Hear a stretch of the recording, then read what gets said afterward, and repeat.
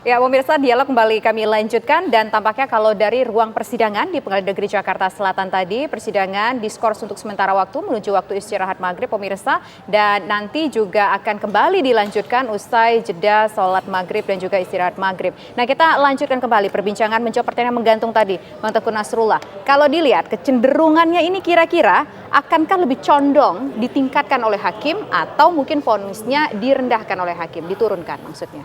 Saya tidak bisa memprediksi watak apa yang ingin atau kepribadian apa atau sikap, saya nggak mau bilang kepribadian, sikap apa yang ingin ditonjolkan oleh hakim.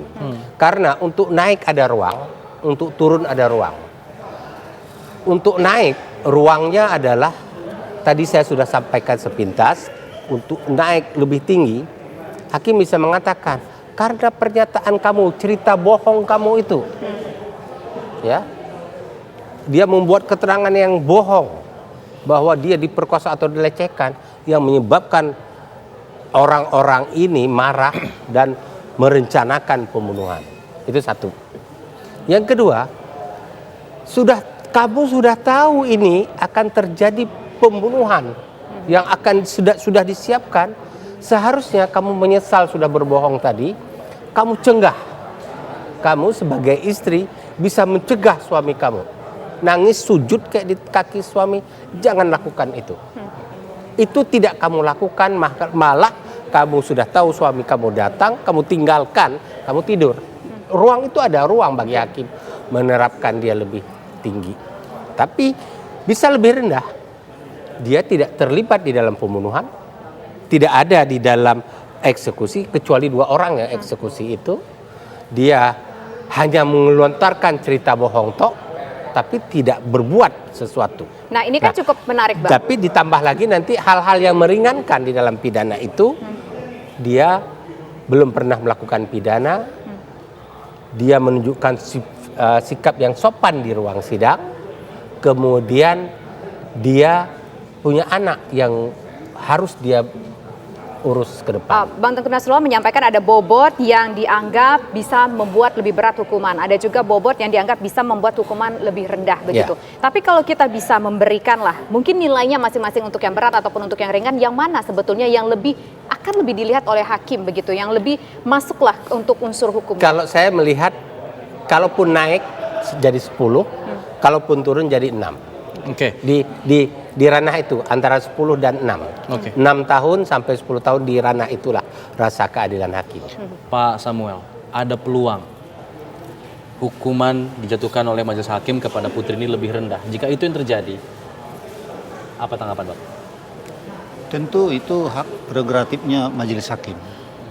Tentu hakim nanti menjatuhkan hukuman lebih ringan, lebih tinggi lagi dari tuntutan jaksa penuntut umum itu melalui koridor hukum yang berlaku. Jadi apapun yang dijatuhkan oleh majelis hakim nanti, mari kita berlapang dada untuk menerimanya. Meskipun tidak sesuai dengan rasa keadilan keluarga. Kita selaku umat manusia tentu rata-rata tidak ada merasa puas.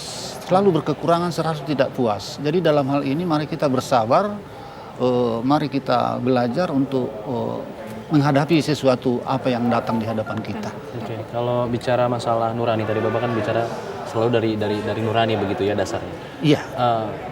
Vonis sudah jatuhkan pada Ferdy Sambo. Sebentar lagi vonis akan dijatuhkan pada Putri Candrawati.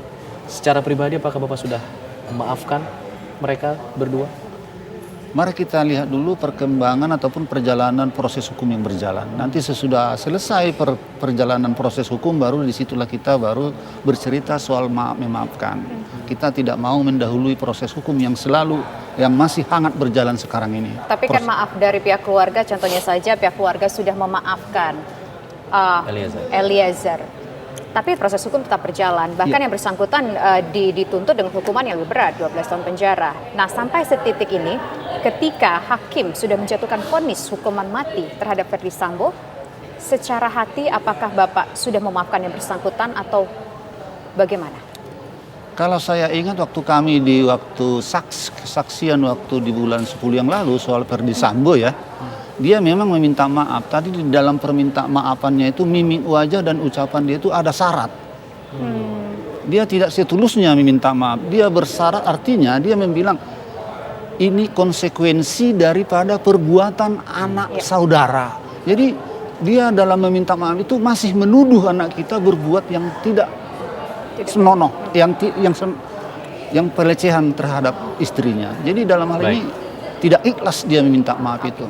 Anda melihat tidak tulus begitu? Tidak tulus. Baik.